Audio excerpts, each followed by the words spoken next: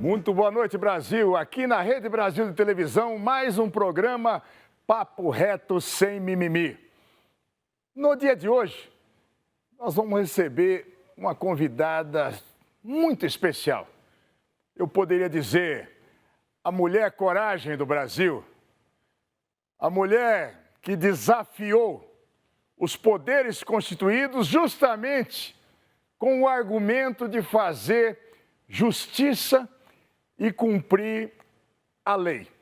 Aqui no nosso programa, sempre, o próprio nome do programa, ele é o Papo Reto, sem mimimi, sem conversa. E nós vamos ter, nessa figura, na professora, na hoje parlamentar, e um dos símbolos que vale a pena lutar pelo que é direito no nosso país, essa pessoa. Janaína Conceição Pascoal trilhou carreira jurídica e é doutora em Direito Penal pela USP, a Universidade de São Paulo, local em que também deu aulas. Atua na linha de pesquisa do direito penal econômico e ficou nacionalmente conhecida por ser uma das autoras do pedido de impeachment da presidente Dilma Rousseff, junto com Miguel Reale Júnior e Hélio Bicudo, e participou ativamente na tramitação do processo na Câmara dos Deputados e no Senado. Nós queremos libertar o nosso país do cativeiro de almas e mentes. Nas eleições de 2018, pelo PSL, foi a deputada estadual mais votada do Brasil, obtendo 2 milhões de votos, sendo a candidata a deputada mais votada da história do país, tanto entre representantes estaduais quanto federais. Professora, doutora, alegria receber a senhora. Minha. Pois é, uma grande satisfação. Eu acho que o nome do programa se encarna muito com o seu perfil, né? Eu te agradeço demais a possibilidade de estar aqui, mas a senhora se tornou um símbolo para o país. Mais de 2 milhões de votos, nunca. Ninguém disputando eleições proporcionais no Brasil superou 2 milhões de votos. Só a professora Janaína. Eu sou mais do que testemunha de como ela fez a campanha dela. Então, isso demonstra justamente a força, o carisma que tem. Como é que a senhora topou essa empreitada de subscrever o impeachment da presidente Dilma Rousseff naquele momento? Aquilo trouxe para a senhora ameaças de toda a ordem, de todas as circunstâncias. Como é que a senhora se colocou para esse desafio? Depois, durante o processo, a senhora mesmo lá nos últimos debates no Senado, com a maior das convicções, dizendo: eu estou com a lei, eu estou com a verdade. Mas como é que foram esses momentos para a senhora que o país precisa saber? Não, foi uma verdadeira saga, né, senador? Primeiro eu quero agradecer o convite, o carinho das palavras. E eu realmente acredito que nós temos que lutar pelo nosso país, entendeu? Seja naquela oportunidade, seja agora, pedindo o impeachment do presidente do Supremo Tribunal Federal. Aliás, o senhor está tendo um papel importantíssimo. Vamos juntos. No Senado Federal, né, integrando o grupo do Muda Senado, Muda Brasil. Então, me parece que são momentos do mesmo processo de depuração do nosso país, né? O meu sentimento é de que eu não posso colocar a perder tudo que eu estudei, né, tudo que eu desenvolvi, tudo que eu ensino em sala de aula, sendo que hoje o país necessita desse conhecimento, entende? Não adianta, tem hora que você não tem como você esperar que outro faça. Você tem que fazer. O meu sentimento naquele momento era esse. Eu conversei com muita gente, muitos juristas, muitos advogados, muitos professores, todos diziam assim, olha, Janaína, você tem razão, mas isso aí não vai dar certo. Se mete nisso não, né? Isso aí não vai dar em nada, vamos deixar sangrar. E eu dizia, na época do mensalão foi a mesma coisa, né? Vamos deixar sangrar, não só ganharam de novo, como fizeram o sucessor. Então, assim, não pode deixar sangrar, tem que tomar as providências no momento em que elas, né, são necessárias. Então, foi esse meu sentimento naquele momento e é meu sentimento hoje com relação ao que está acontecendo no Supremo Tribunal Federal. É por isso, já em julho, fiz o pedido de impeachment do presidente do Supremo Tribunal Federal e estou apoiando os demais pedidos também formulados por outros cidadãos brasileiros e estamos estudando apresentar um novo pedido porque, infelizmente, o presidente do Supremo Tribunal Federal não para de reiterar, né, em abusos, em ilegalidades. Ele acredita que, por ser presidente da Suprema Corte, ele pode tudo. E não é assim. De certa forma, era o que o PT fazia na presidência da República. Nós temos que demonstrar que existe uma Constituição, que existe uma legislação e que todas as autoridades estão submetidas a esse ordenamento jurídico. Infelizmente, né, o Brasil é um país que precisa, de tempos em tempos, renovar essas lições. Infelizmente, não imaginei que precisaríamos passar por isso. Se fosse para subscrever o pedido de impeachment da presidente, hoje a senhora faria da mesma maneira?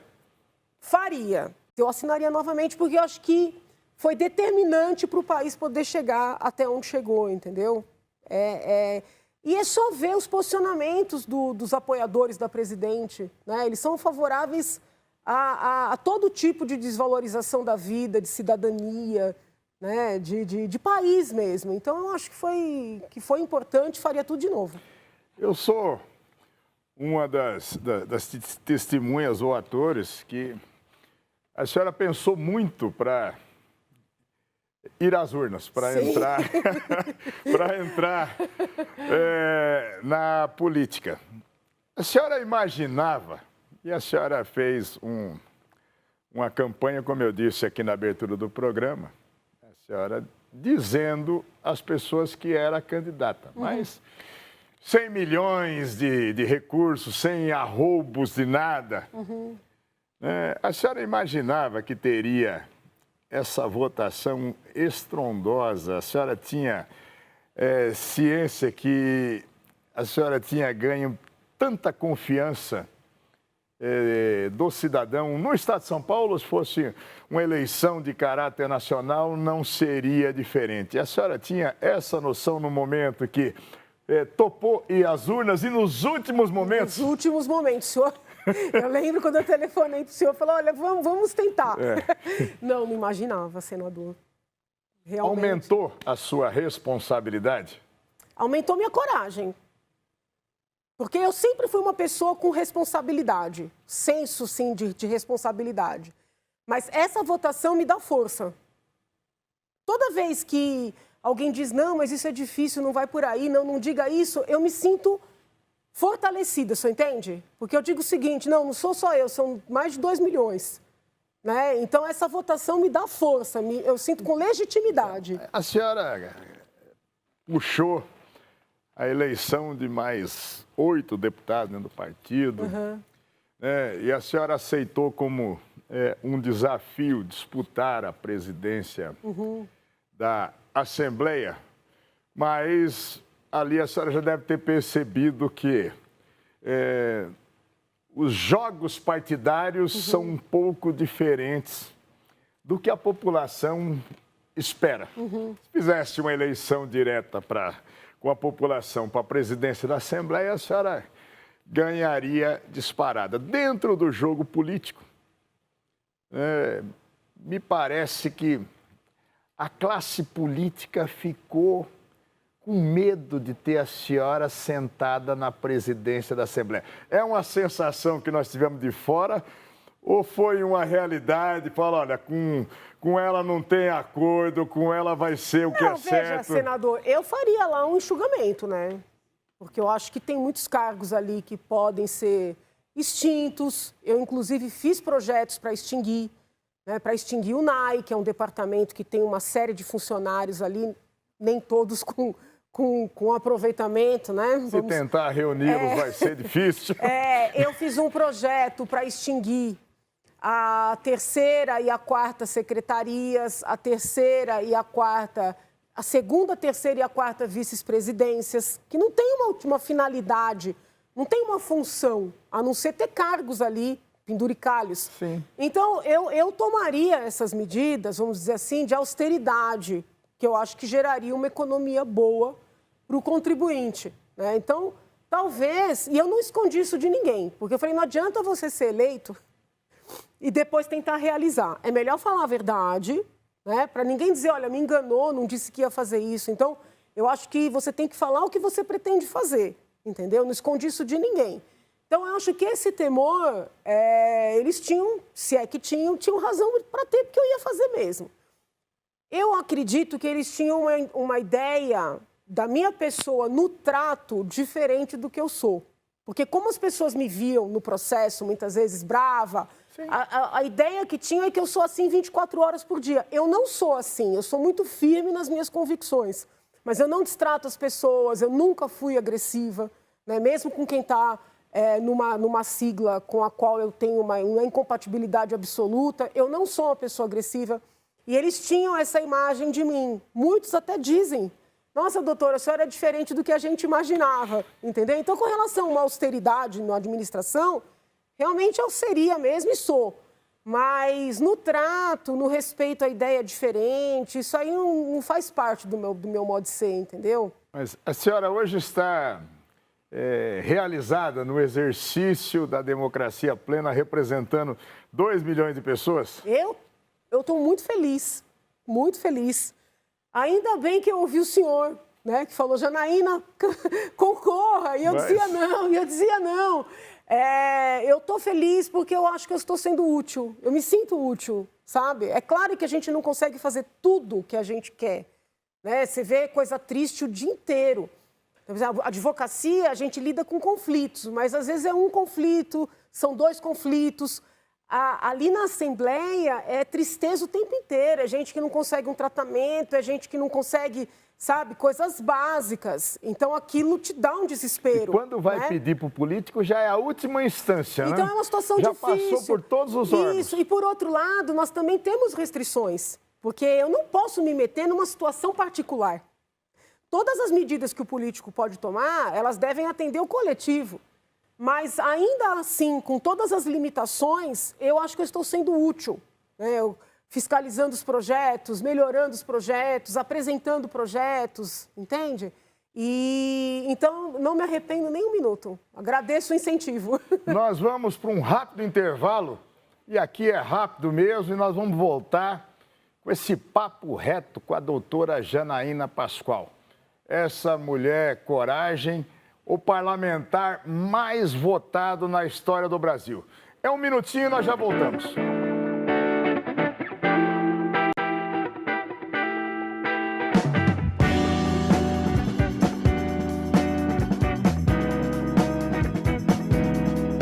No primeiro bloco, a senhora comentou do seu apoio, do fato de ter subscrito também processo de impeachment de ministros do Supremo. Nós estamos lá com o grupo Muda Senado, já são 21 senadores, pouco ainda diante dos 81, mas nós somos perseverantes com isso. Estamos tentando instalar uma CPI para apurar a conduta, de forma objetiva agora, do presidente do Supremo Tribunal Federal. A senhora, como professora, como estudiosa e operadora do direito, a senhora vê pertinência legal na instalação da CPI do Legislativo, no caso, o Senado, apurar condutas de outro poder do Supremo Tribunal Federal? Mas se o Senado tem o poder de processar e condenar, obviamente tem o poder para apurar. Então, é importante explicar para quem está acompanhando que a CPI ela é menos do que o processo de impeachment, sob o ponto de vista de um sistema processual.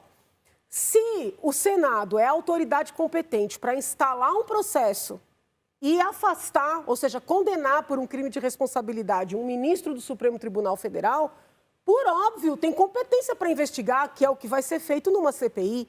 Então, toda vez que me dizem, me perguntam, a senhora prefere o impeachment, o processo de impeachment ou a CPI, que ficou batizada de lava-toga, eu prefiro o processo de impeachment. Ele é direto. Ele é direto, mais objetivo, focado, A chance da gente conseguir um resultado efetivo é maior. Agora, se o presidente do Senado está tão reticente com relação aos pedidos de impeachment que ele tem lá para analisar, pelo menos que instale a CPI. Porque aí a investigação vai ser feita e, eventualmente, outros fatos virão à tona, tornando, assim, impossível seguir nessa resistência. Eu quero lembrar que o senhor, a senadora Simone Tebet, o senador Álvaro Dias e outros tantos senadores abdicaram da própria candidatura à presidência do Senado em favor do atual presidente, senador Davi Alcolumbre. E ele, com todo respeito, não está honrando essa confiança. Porque ele se nega a cumprir a missão que é do Senado. Ele faz uma interpretação dizendo que é da competência dele. Nós já tentamos demonstrar isso, mas a gente vai aonde? Vai no Supremo. Eu entendo. E ali está dizendo, no regimento do Senado, que é uma competência da mesa. Ele entende que é da competência dele. E aí nós temos só processo de impeachment, só do Gilmar Mendes nós temos 14 ao longo do tempo. Hoje nós temos mais de 30 processos de impeachment que estão dormitando. Eu queria que a senhora fizesse uma consideração, porque em nenhum momento na história do Senado foi instaurado um processo de impeachment de um ministro supremo. E a gente vai vendo as circunstâncias que fica aparecendo, olha, não mexe nas minhas gavetas que eu não mexo nas suas. A gente vê, nós temos hoje 38 senadores investigados ou processados e 176 deputados. A senhora, como estudiosa do direito, mas quem representa mais de 2 milhões de eleitores, não dá essa sensação de um acordo de cavalheiros? Olha, não mexe comigo, porque daí eu não mexo com processos de quem tem foro especial que estão lá no Supremo Tribunal. A senhora tem essa visão? Porque eu, sinceramente, não consigo entender por que esse braço de ferro todo. Eu vi lá o Modesto Carvalhosa, a senhora apresenta uma peça extremamente técnica, bem elaborada, com mais de 150 laudas, demonstrando sobejamente que tem materialidade para a instauração de um processo. Não é um impedimento sem o processo. Não, dando todas as condições de defesa. Mas o sentimento da senhora em relação a nunca ter sido instalado um processo de impeachment, é um eterno acordão? É um acordão momentâneo? O que a senhora entende? Veja, quando eu entrei com o pedido de impeachment da presidente Dilma, havia um acordão entre os vários partidos, porque todos deviam. Tanto é a dificuldade de escolher um partido na época da eleição de 2018. O pedido de impeachment da presidente Dilma veio quebrar com isso, porque ele veio de fora. Hoje nós estamos de novo assistindo esse estabelecimento, vamos dizer assim, de um conforto para todas as partes. Então, para mim, fica evidente que existe, sim, esse acordão. E, na medida em que o ministro pede todas as movimentações do COAF e da Receita, ele também está mandando um sinal de que todas as pessoas estão na sua mão. O caso do ministro Toffoli é muito grave. É esse o sentimento, eu não tinha percebido. Não, é muito grave. é mais grave do que qualquer outra situação. Eu sei que as manifestações mais recentes pediram o impeachment do ministro Gilmar. Eu tenho várias divergências com o ministro Gilmar, pelas mudanças de posicionamento, mesmo com relação à prisão em segunda instância. 16. Isso, tudo aquilo que todo mundo já sabe. Mas em termos de abuso de poder, o que o ministro Toffoli está fazendo não tem precedente. Ele primeiro instaurou aquele inquérito sem objeto claro, sem competência para investigar, começou a perseguir todo mundo, recolheu revistas, afastou técnicos da Usurpou Receita. a função do Ministério Público. Isso, depois ele pegou esse recurso extraordinário e suspendeu todas as investigações com base em informações do COAF e agora vem num crescente, porque ele...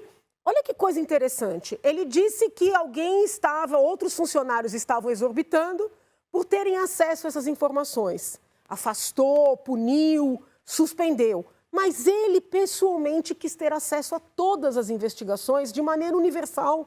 Então, sob o ponto de vista do desrespeito da legislação, eu acho que esse é o caso mais grave. Daí a necessidade do senador Davi Alcolumbre agir. Ainda que ele entenda que ele é a única autoridade competente e não a mesa, sob pena de prevaricação, ele precisa decidir. Nem que seja para dizer, sou contra, porque aí as partes que apresentaram os pedidos podem recorrer para a CCJ, que está escrito lá no regimento, que existe recurso das decisões do presidente do Senado. O que ele não pode é ficar omisso, porque existe o crime de prevaricação, entendeu? Ele tem que decidir, seja a favor, seja contra, porque aí ele dá um direito às partes de seguirem na discussão. Nós já tivemos ministros, como o próprio Gilmar, que ironizou as nossas pretensões de processo de impeachment, ou mesmo da CPI Lava Togas, dizendo, ó, isso vai acabar lá com a gente no Supremo, e aí vai acabar.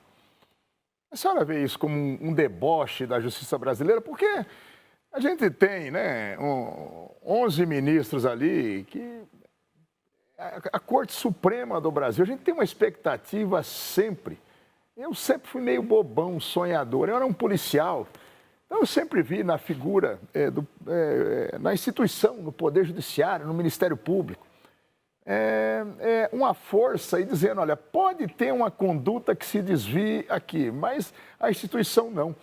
Hoje, as entidades de magistrados, os juízes de primeiro e segundo grau, estão todos nos apoiando e dizendo, pelo amor de Deus, é necessária essa depuração da Corte Suprema.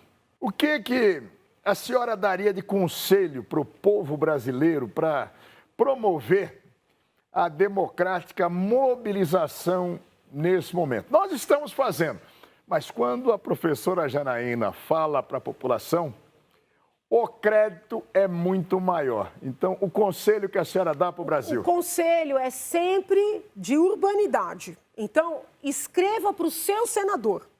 Escreva para aquele senador em quem você votou de maneira respeitosa. Eu nunca gosto, sabe, de xingamento, de ameaça, de grosseria, explicando por que você entende que esse impeachment precisa ser feito. A legislatura passada, tanto no Senado como na Câmara, fez história, afastando uma presidente que merecia ser afastada por crimes gravíssimos.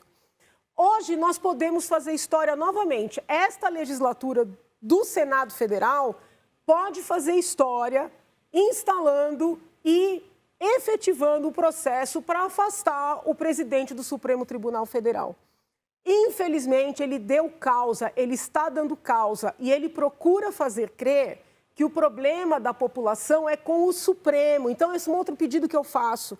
Nas manifestações, nos e-mails, não falem mal do Supremo. Foquem nas atitudes daquelas pessoas que a instituição merece respeito. Sim, que estão desrespeitando o Supremo. Aqueles membros que não estão honrando a instituição é que merecem a punição, não a instituição como um todo. Por isso tem gente com raiva de mim que me manda mensagem. Não, doutora, a senhora tem que apoiar, fechar o Supremo. Jamais! Nós temos uma ordem constitucional que funciona. Já mostrou na época do Collor, já mostrou na época da Dilma. Tem que mostrar agora de novo. Simples assim. Dentro do que está escrito na Constituição e na lei. Nós estamos conseguindo depurar a nação sem sangue. Agora, nós não podemos nos acomodar. Entendeu? Nós não podemos. Então, cada cidadão tem que escrever para o seu senador.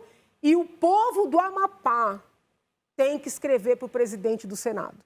Porque o presidente do Senado, com certeza, quer ser reeleito. Não só presidente, mas também senador.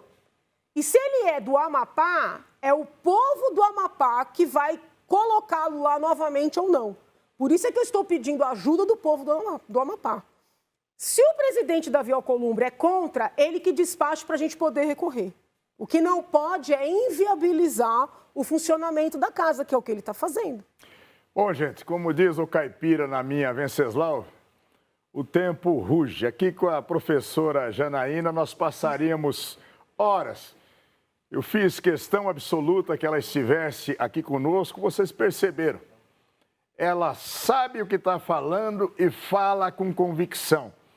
Deu uma lição hoje para o povo brasileiro, uma lição que nós vamos fazer chegar para cada um dos senadores, mandar também esse programa para os 513 deputados, para as forças vivas da sociedade. Professora, muito obrigado da presença da senhora. Continue a ser esse exemplo para a gente. Como eu disse na abertura do programa, é a mulher coragem. Não se intimida, se coloca com veemência, mas se coloca com respeito e educação sempre. Isso que faz a diferença. Que Deus abençoe a senhora nessa luta. Também, senador. Na primeira oportunidade, nós vamos estar atrás da sua assessoria para a senhora voltar conosco aqui. Porque aqui o papo é reto, sem mimimi. No próximo domingo estaremos juntos, de novo, aqui na Rede Brasil de Televisão.